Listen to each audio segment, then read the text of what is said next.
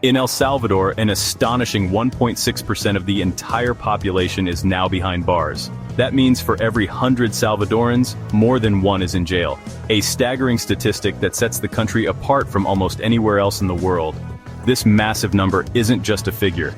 It's a sign of a nation in crisis, where fear and uncertainty have become part of daily life for many families.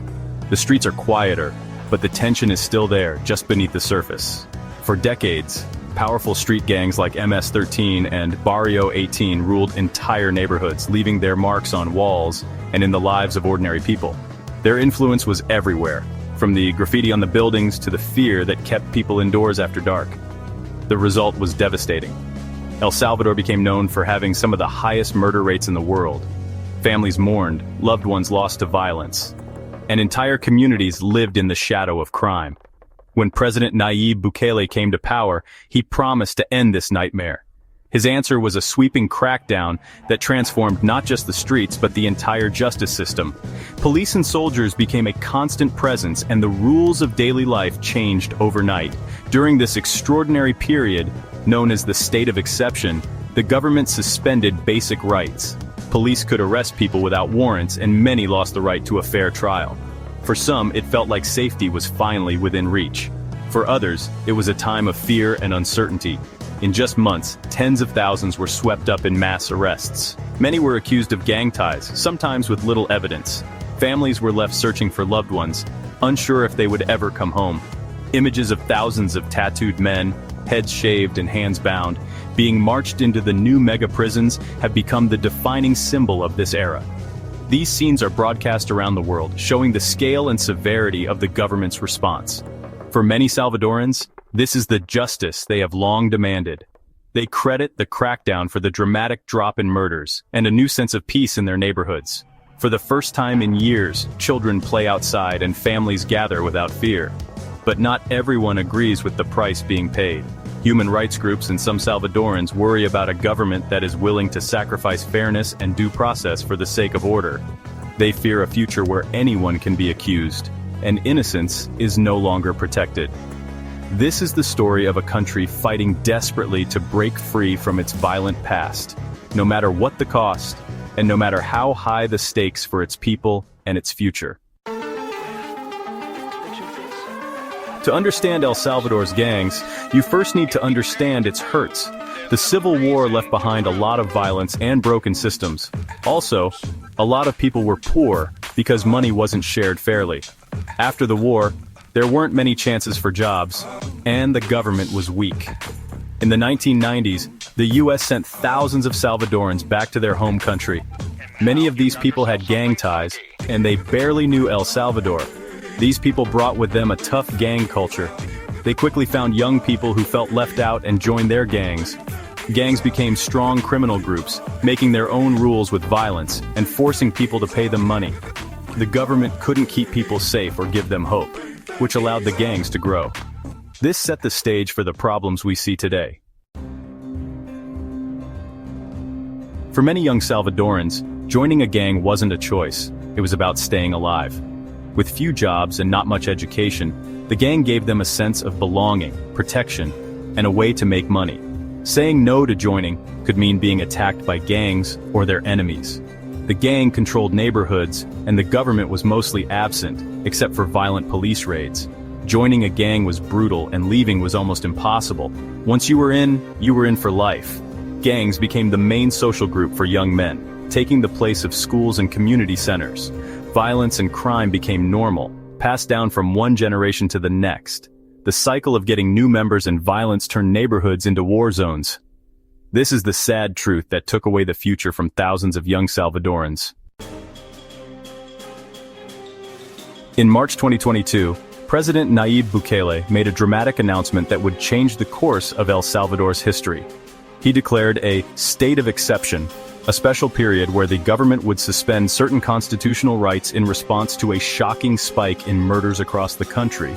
This move was presented as a necessary step to restore order and protect citizens from the violence that had plagued El Salvador for years. The government's response was swift and forceful. With the state of exception in place, police and military forces were granted sweeping powers. They could arrest anyone they suspected of being involved with gangs. often without needing a warrant or clear evidence. Overnight, the streets filled with heavily armed patrols, and checkpoints appeared in neighborhoods across the country. In the first year alone, more than 72,000 people were detained. The sheer number of arrests overwhelmed the already struggling court system, leading to massive backlogs in overcrowded jails. Families waited anxiously for news of their loved ones, many of whom had no idea why they had been taken. The crackdown, known as mano dura, or iron fist, sent security forces deep into neighborhoods long controlled by gangs. These were places where for years, residents had lived in fear, caught between rival groups and unable to trust the authorities. Many arrests were made on the flimsiest of grounds. Sometimes just having certain tattoos or being named in an anonymous tip was enough to land someone in jail.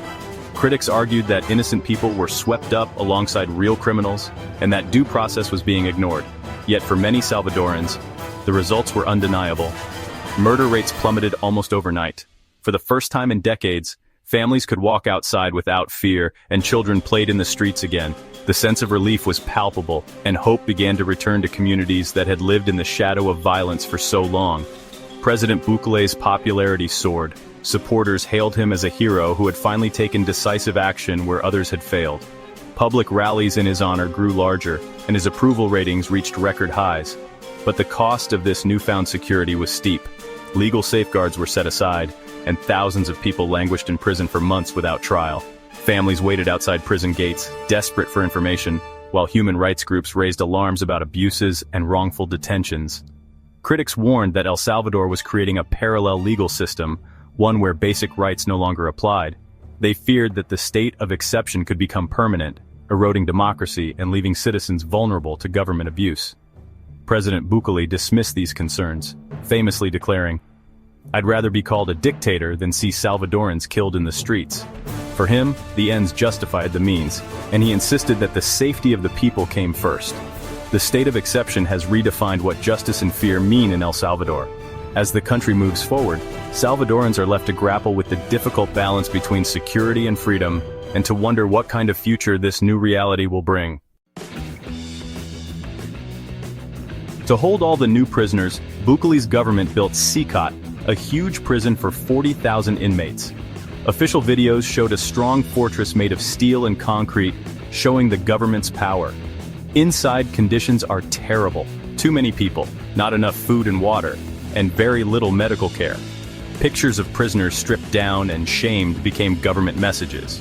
Groups that protect human rights reported many arrests without good reason, torture, and deaths while people were in jail.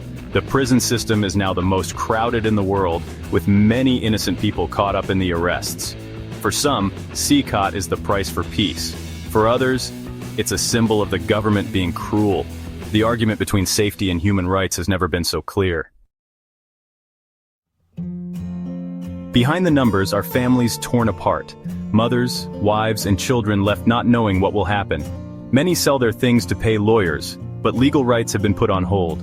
Human rights groups report thousands of arrests without good reason, torture, and deaths while people are in jail. People who speak out against the crackdown face trouble, arrest, or have to leave the country. As disagreeing becomes dangerous, the feeling of fear now goes beyond gangs. Anyone can be accused and put in jail. Young men are especially at risk, judged by how they look or where they live. The fear of gangs has been replaced by fear of the government. The question remains, what does freedom mean in a country where safety comes at the cost of rights? The human cost of the crackdown is impossible to ignore.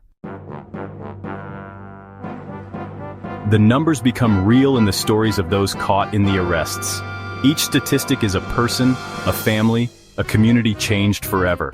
These are not just headlines or figures in a report, they are the lived experiences of people whose lives have been upended overnight. Take the story of a mechanic, a father of two, who was arrested on his way home from work. He vanished into the prison system after a secret tip, leaving his family in confusion and fear. His children still wait for news, clinging to hope as days turn into months. Or the teenager, jailed for a tattoo that honored his grandmother. Authorities saw it as a gang symbol, and he was judged guilty by appearance alone. His mother visits government offices every week, desperate for answers, but finds only silence. Families like theirs spend months searching for any word about their loved ones. They visit police stations, hospitals, and morgues, hoping for a sign, but often return home with nothing but more questions. Even those who once supported the crackdown have felt its sting. A shop owner who believed the measures would bring peace saw his own nephew, a university student, taken in a random sweep. Now he wonders if anyone is truly safe. The relief of feeling safer on the streets is always mixed with anxiety and grief for those lost to the system. Communities gather to comfort each other, sharing stories and tears, unsure if their loved ones will ever return. The line between criminal and innocent has become dangerously thin. Each mistaken arrest tears apart a family, leaving scars that may never heal. Trust in the system is fading, replaced by fear and uncertainty. The celebrated drop in crime hides a harsh truth. Order has come at the cost of fairness and justice. People walk the streets with caution, never sure who might be next.